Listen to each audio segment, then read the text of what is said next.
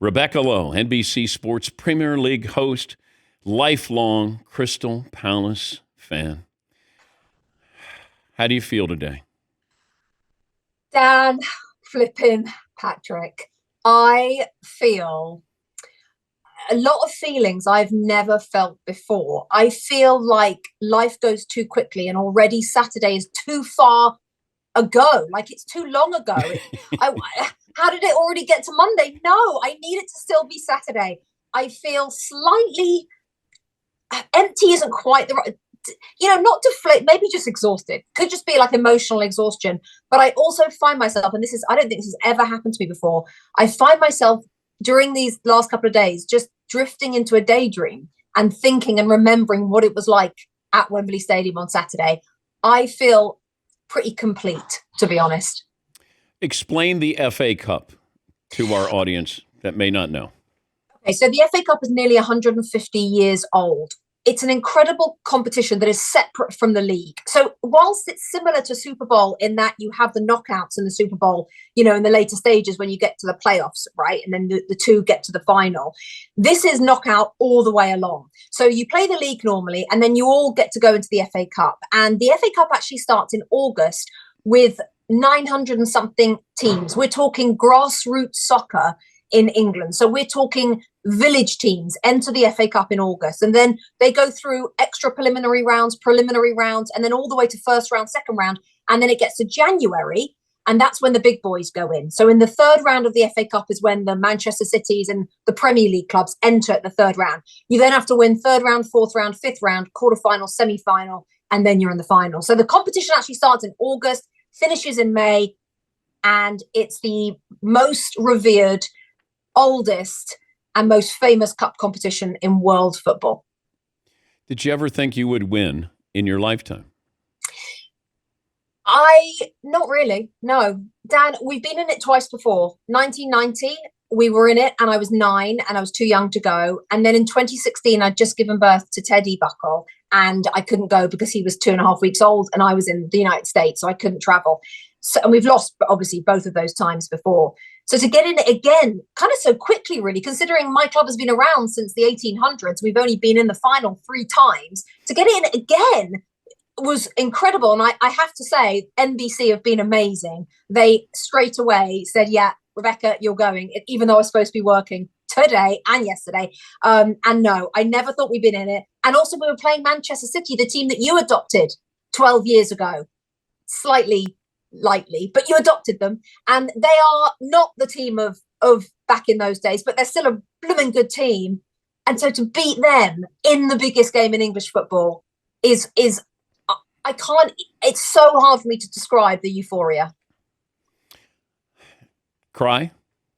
There were a lot of tears before the game had even started. I was crying. They sing a song, or a hymn I should say, called Abide With Me before every FA Cup final. It's just the tradition. So I cried during that.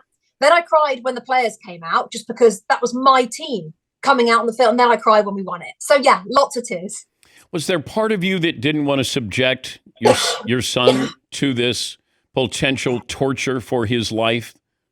You know what? I did think about that. And when I told everybody that he was growing up as a Crystal Palace fan, people asked me that exact question. I thought, in some ways, yes, right? Because I would say of the 35 years of supporting Palace, it's been mainly painful. But I really believe, Dan, that if you support a Liverpool, a Manchester United back in the day, a Manchester City, you'll never get that moment I got, because you win all the time. You win trophies all the time. So I want him to understand that in life, Dan, it is quality, not quantity. We're talking to Rebecca Lowe. She, of course, is the host of the Premier League on NBC and Peacock. And she was there at Wembley with her husband and son. Yeah. And as soon as they won, I did think of you. I'm like, oh my God, I don't know. Does Crystal Palace have a trophy case?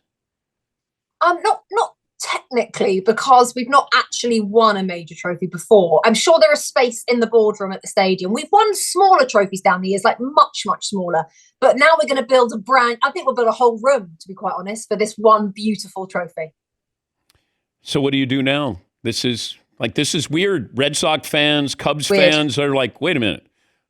Now we won.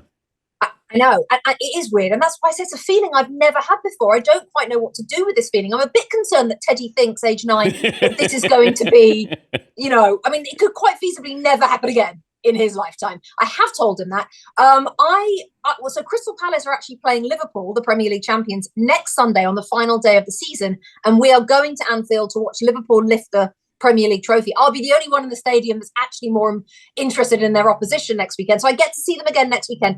And then after that, to be honest, Dan, if we never win another trophy, I'm actually fine with it.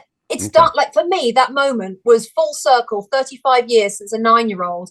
My dad was there, my family. Like, it's like it is complete now.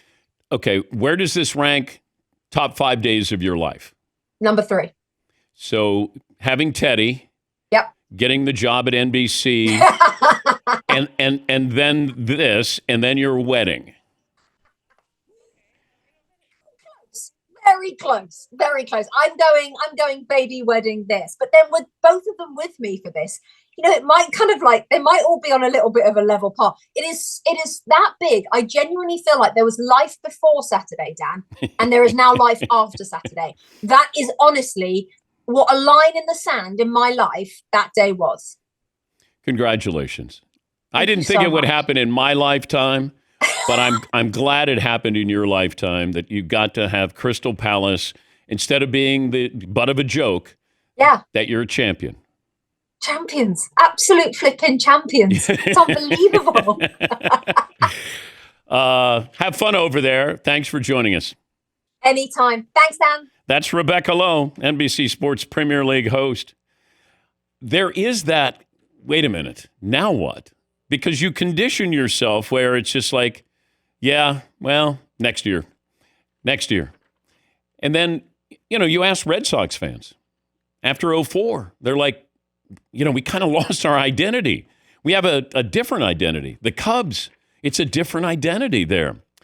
The Premier League team will be on location. So the championship Sunday coverage starts at 9 Eastern on Peacock.